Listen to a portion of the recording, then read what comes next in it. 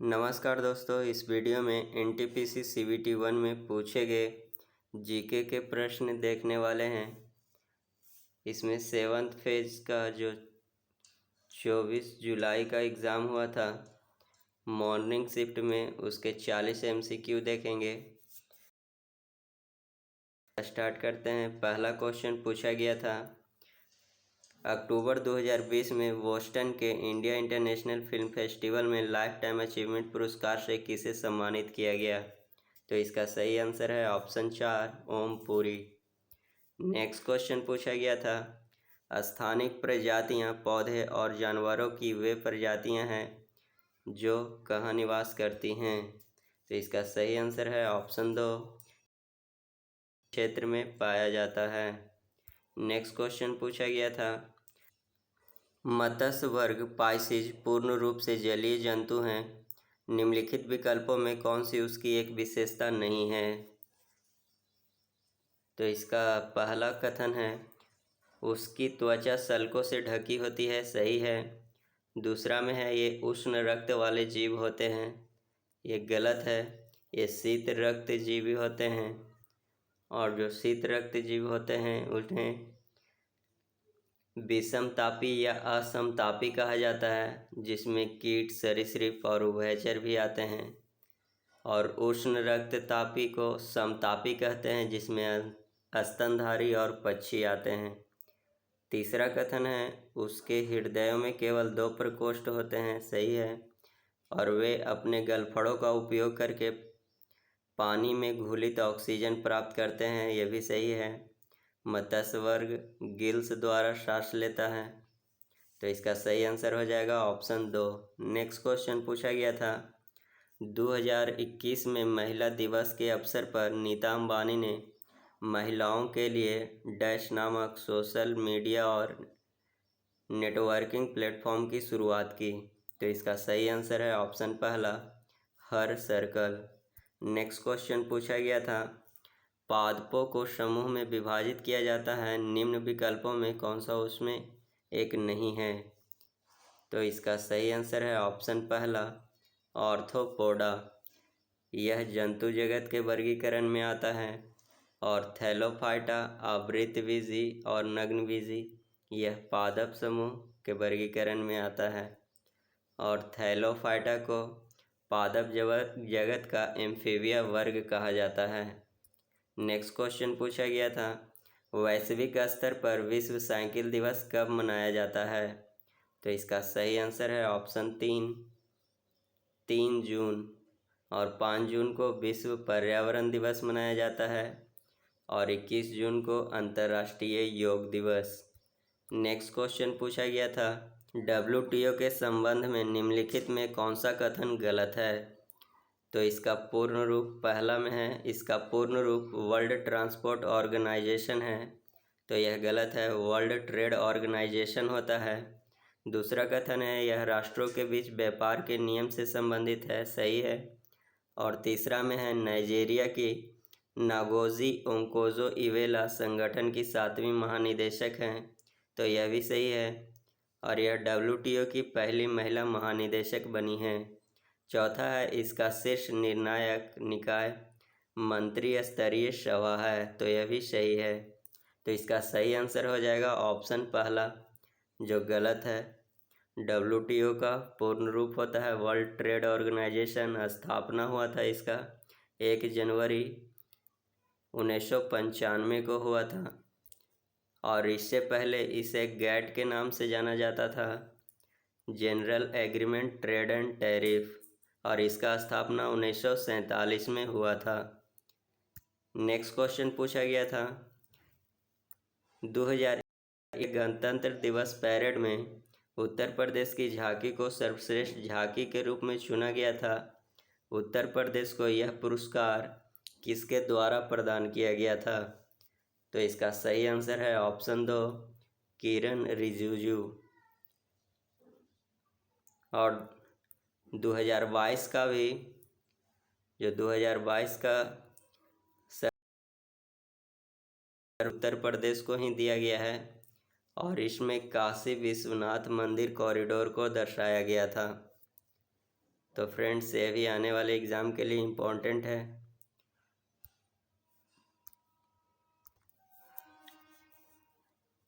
Next question पूछा गया था, भारतीय संविधान निम्न में कौन मंत्रिपरिषद का गठन नहीं करते हैं? तो इसका सही आंसर है ऑप्शन 3, स्थानीय सरकार के मंत्री।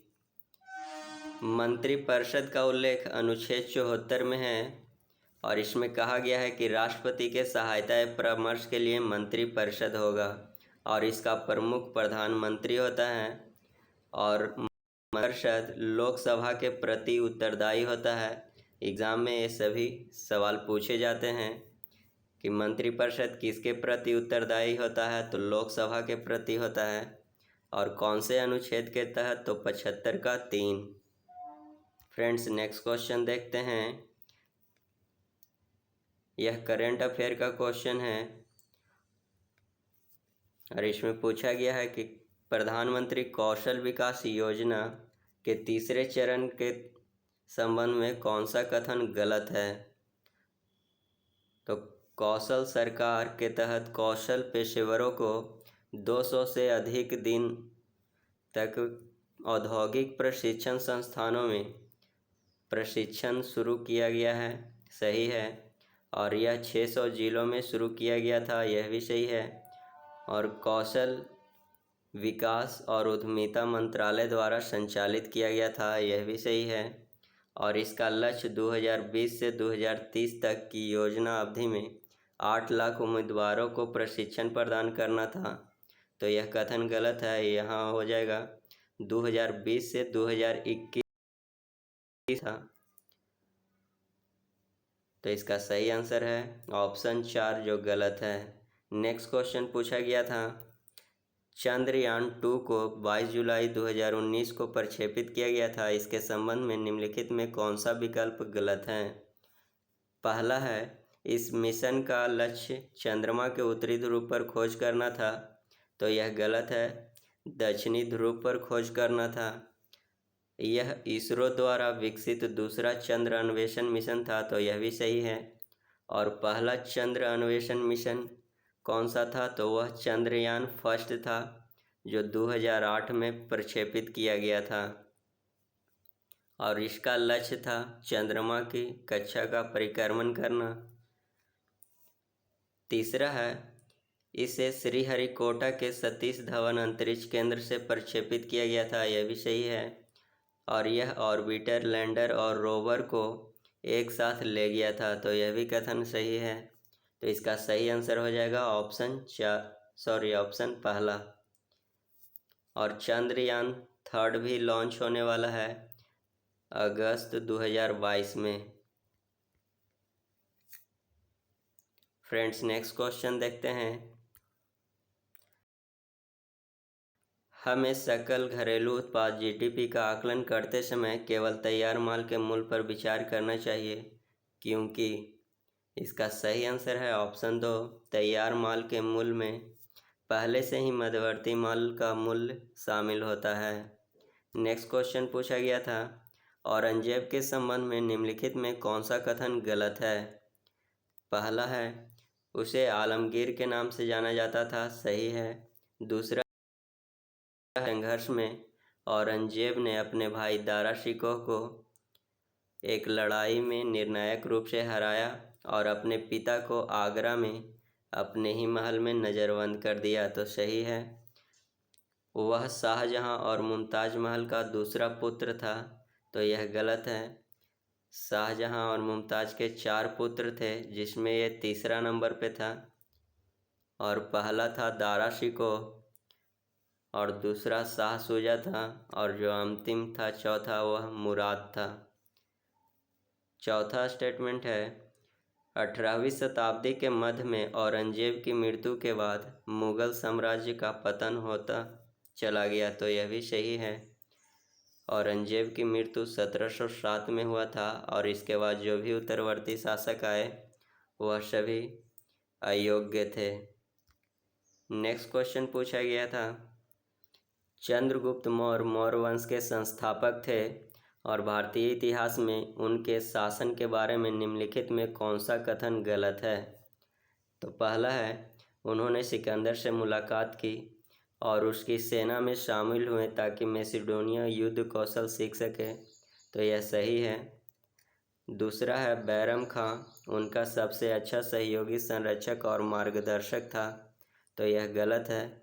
यहाँ बैरम खां नहीं होगा, चाणक्य होगा। तीसरा है, चंद्रगुप्त मौर्य को पहले अखिल भारतीय साम्राज्य की स्थापना का श्रेय दिया जाता है, तो सही है। और चौथा है, राज्य के पुरातात्विक साक्ष्य कई कस्बों और शहरों के अस्तित्व को दर्शाते हैं, जिनमें सबसे प्रमुख राजधानी पाटलिपुत्र है, तो यह भी सही है। तो इसका सही आंसर हो जाएगा ऑप्शन 2, जो गलत है। नेक्स्ट क्वेश्चन पूछा गया था, महामारी के कारण 2020 में किस ग्रैंड स्लैम टेनिस टूर्नामेंट का आयोजन नहीं हो सका? तो इसका सही आंसर है ऑप्शन 2, विंबलडन। इससे पहले शिफ्ट में पूछा गया था कि विंबलडन जो ग्रैंड स्लैम होता है वह कहाँ आयोजित किया जाता है, तो यह लंदन में आयोजित किया जाता है और फ्रेंच ओपन फ्रांस में होता है। और क्वेश्चन पूछा जाता है कि क्ले कोर्ट पर कौन सा खेला जाता है, तो फ्रेंच ओपन खेला जाता है। और ऑस्ट्रेलियन ओपन, यूएस ओपन यह हार्ड कोर्ट पर खेला जाता है। और घास पर कौन सा ग्रैंड स्लैम खेला जाता है, तो विंबलडन खेला जाता है।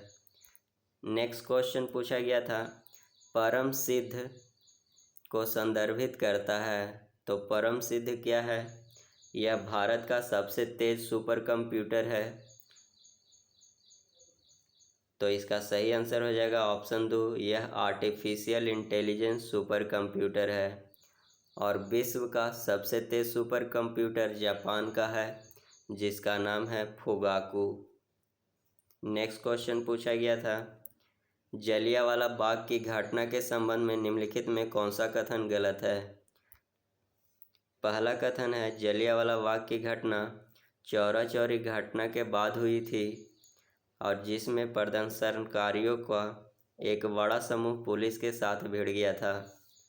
तो चौरा चौरी घटना है, यह हुआ था 1922 में और जलियांवाला बाग 1919 में हुआ था, तो यह कथन गलत है। दूसरा कथन है, यह घटना 13 अप्रैल 1919 को हुआ था, जब जनता जलियांवाला बाग में एक सभा में एकत्रित हुए थे, तो यह कथन सही है।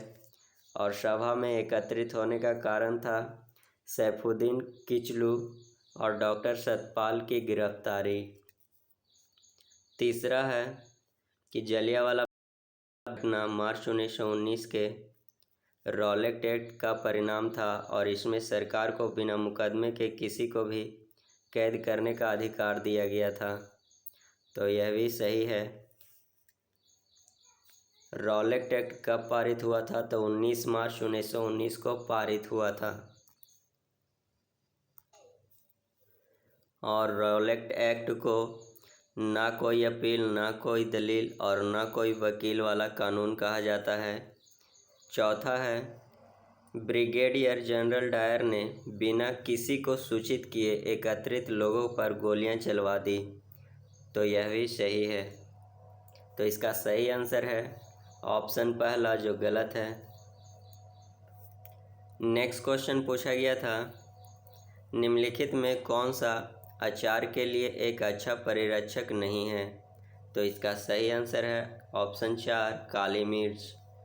नमक, सोडियम मेटा बाइसल्फाइड और सोडियम बेंजोएट का प्रयोग होता है और एग्ज़ाम में ज़्यादातर पूछा जाता है कि खाद्य परिरक्षण के लिए किसका प्रयोग किया जाता है, तो सोडियम बेंजोएट। ये ज़्यादातर एग्ज़ाम में पूछे जाते हैं। नेक्स्ट क्वेश्चन पूछा गया था, किसी भी ग्रह को सूर्य से जोड़ने वाली रेखा द्वारा समान समय अंतरालों में तय किया गया क्षेत्रफल समान होता है, यह किस नियम पर लागू होता है?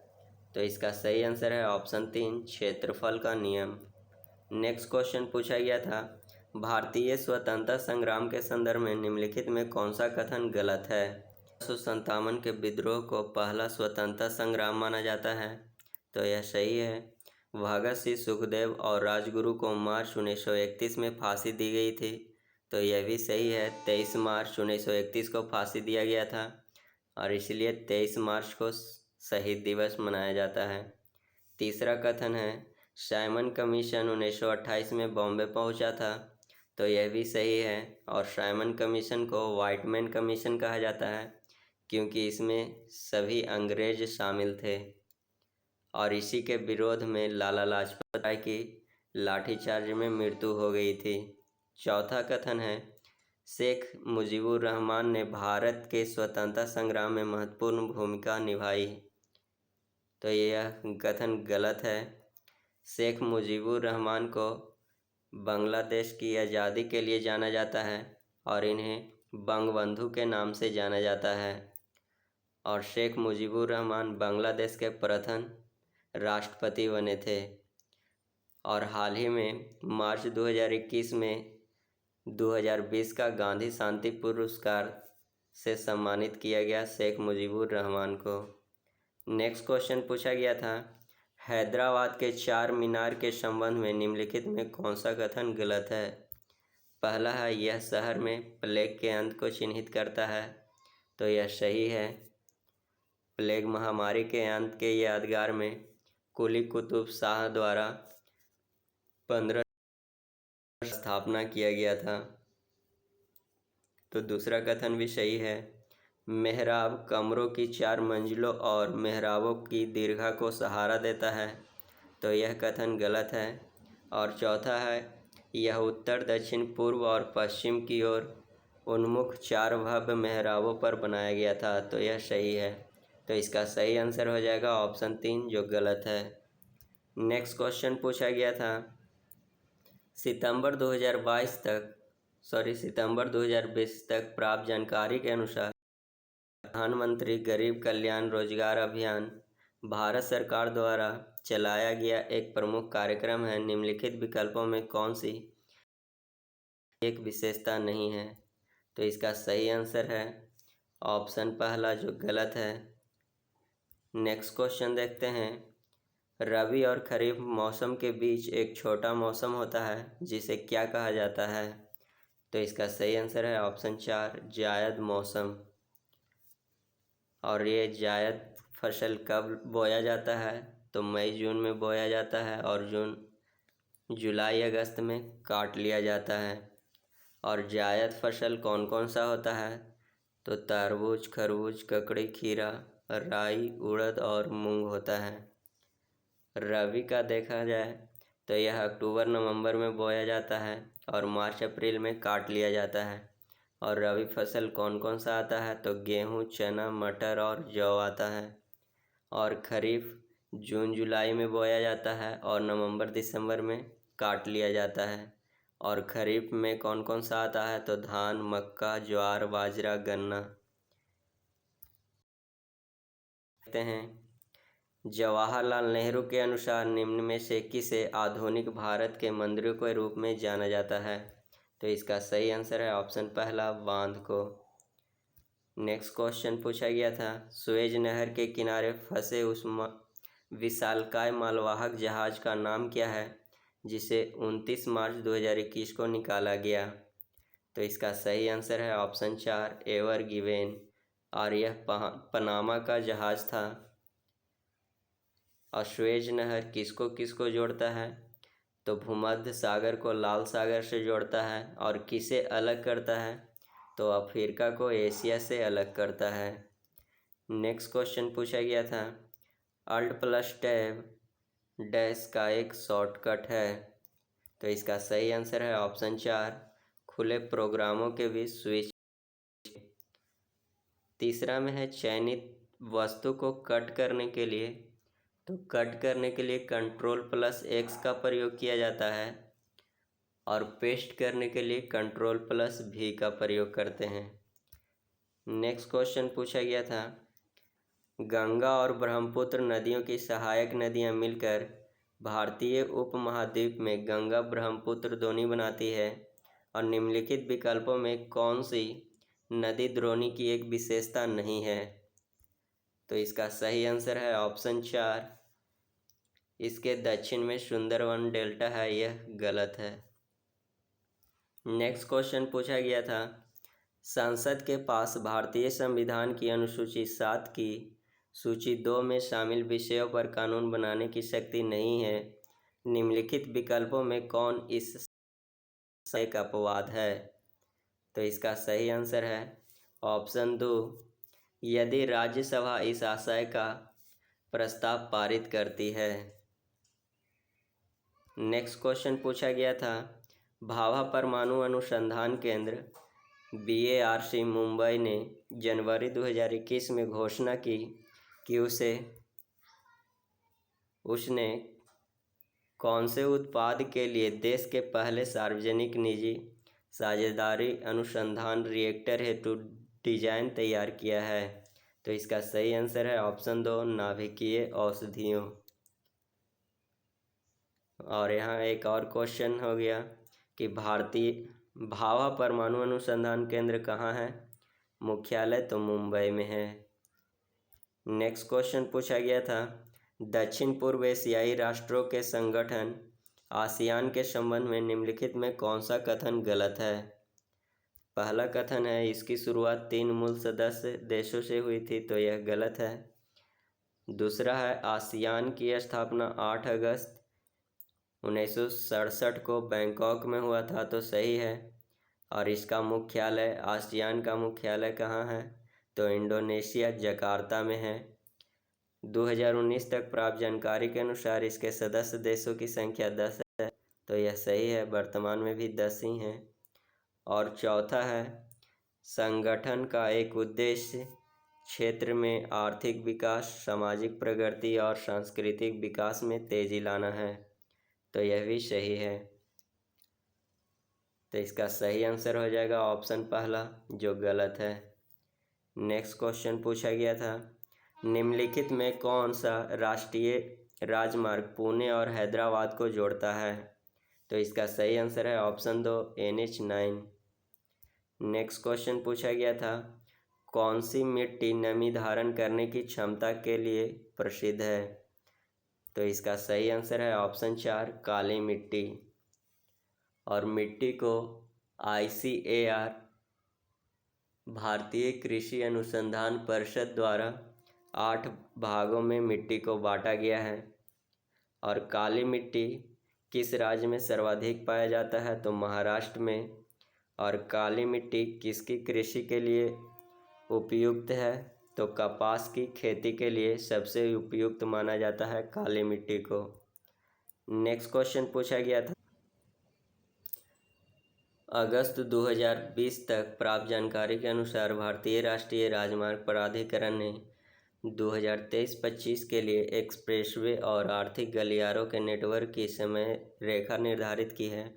2023 में पूरा होने वाली सूची में निम्नलिखित में कौन शामिल नहीं है? तो इसका सही आंसर है ऑप्शन पहला, चेन्नई सेलम। नेक्स्ट क्वेश्चन पूछा गया था, डैश एक हार्डवेयर उपकरण है जो आमतौर पर कंप्यूटर के मदरबोर्ड पर स्थित होता है और CPU की आंतरिक स्मृति के रूप में कार्य करता है। तो इसका सही आंसर है ऑप्शन 3, रैम।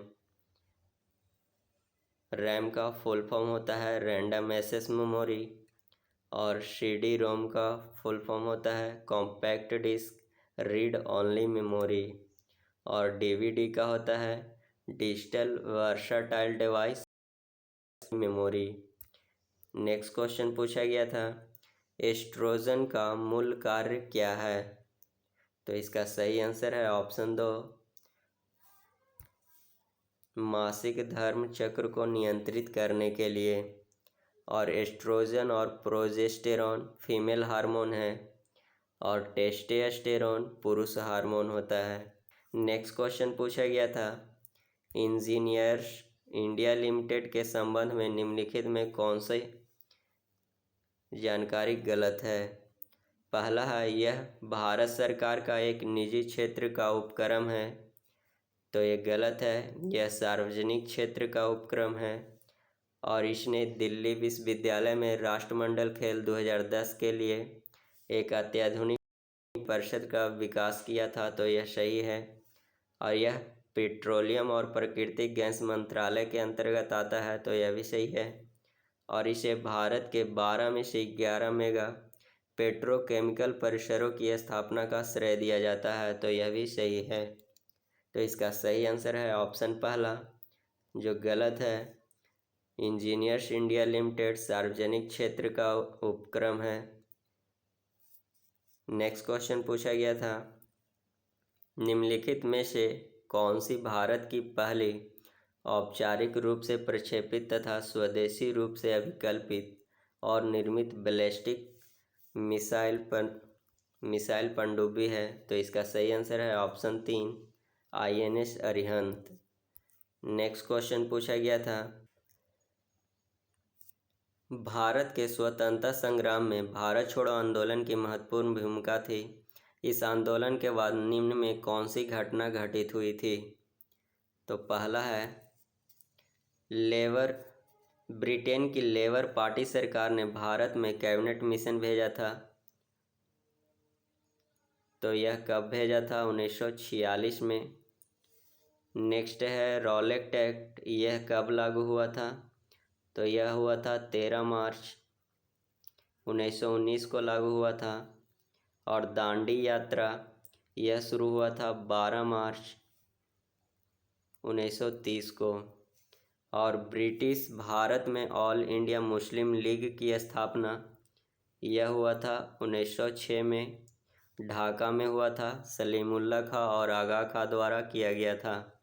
तो इसका सही आंसर हो जाएगा ऑप्शन पहला, क्योंकि भारत छोड़ो आंदोलन यह कब हुआ था? 1942 में हुआ था।